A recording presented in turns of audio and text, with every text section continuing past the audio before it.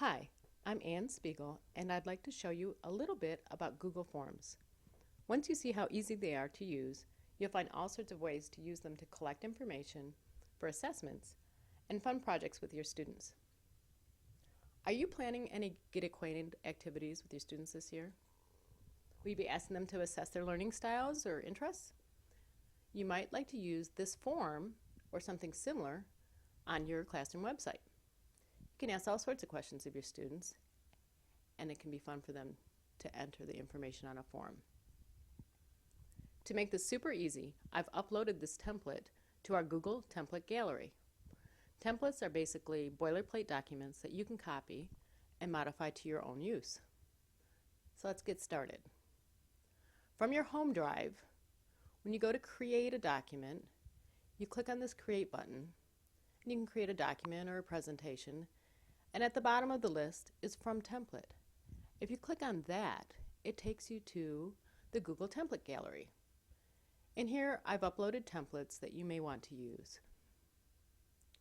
As you're searching through these, you can click on Type, Forms, and that will just list forms.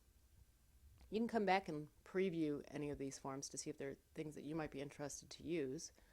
We're just going to look at the Getting to Know You template. This was created by Tom Barrett from ICT in My Classroom. He's got lots of great resources you can use too.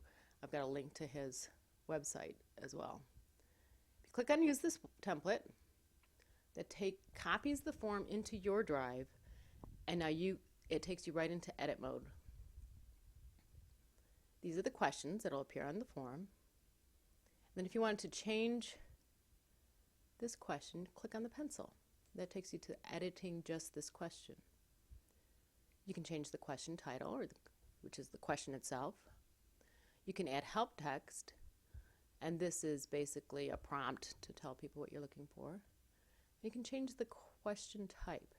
If you click on this down arrow, that shows you the different types of questions you can ask. Let's change this to multiple choice, and we'll make the answer a little less random here. We'll go ahead and add some subjects that we want our student to select from. And just want to be quick here. Don't want to leave anybody out, but here we go. We'll leave that at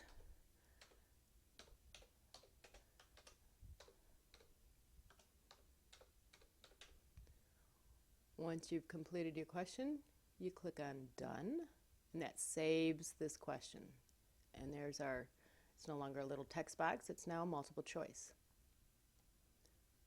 When you learn more about forms, we can talk about how these toggles change your sharing options. They're a little bit self-explanatory. We'll leave them blank. And here are some other options. If you look at more actions, edit confirmation is important, I think. That gives you a chance to change what your respondent will see. Just put a thank you. Looking forward to getting to know you, something similar. This response summary is something that can be fun. You can use these summaries in a maths lesson later when you have all your data in. For now, let's look at the spreadsheet. And basically, your form is collecting data into a spreadsheet, and each question is a column. Your responses will be time-stamped, and then the answers will appear in these columns and rows. Now let's go ahead and look at how to embed your survey form into your website. So I've created a page here, and you can see I've already got the form embedded. Let's look at how this works. On your website, you want to edit the page. Click on the pencil. And I'll go ahead and delete this form that's already been inserted. If you go to your Insert menu, you'll see down at the bottom here, it says Spreadsheet Form. So you're basically inserting a spreadsheet form. When you click on that, it will list the form that you just created. I've done this a couple times, so it's in there a few times. Click on Select. You have some options to change height and width, whether there's a border, what you want the title to be. We're going to change this height to 1200, but I'll show you why first. Click on Save.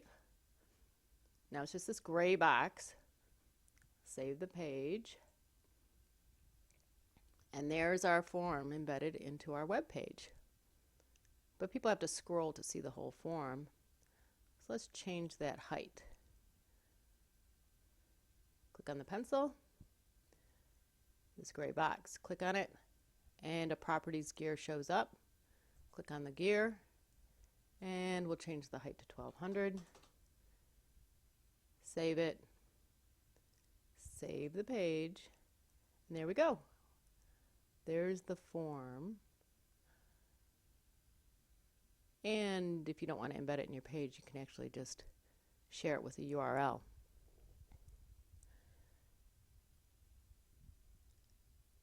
When you want to learn more about Google Forms, go ahead and go to this website and you'll see under Google Apps lots of information for Google Forms.